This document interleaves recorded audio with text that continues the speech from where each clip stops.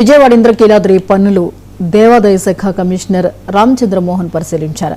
నూతనంగా నిర్మిస్తున్న లడ్డూ పోర్టు, అత్యాధునిక అన్నప్రసాదం భవనాల నిర్మాణ పనులను పరిశీలించారు. ఆగస్టు 15 నాటికి పనులన్నీ పూర్తి చేయాలని ఇంజనీరింగ్ అధికారులను ఆదేశించారు. రాబోయే పవిత్ర శ్రావణ మాసంలో భక్తుల సౌకర్యార్థం 2 భవనాలు ప్రారంభించేందుకు సన్నాహాలు చేస్తున్నట్లు ఆయన తెలిపారు.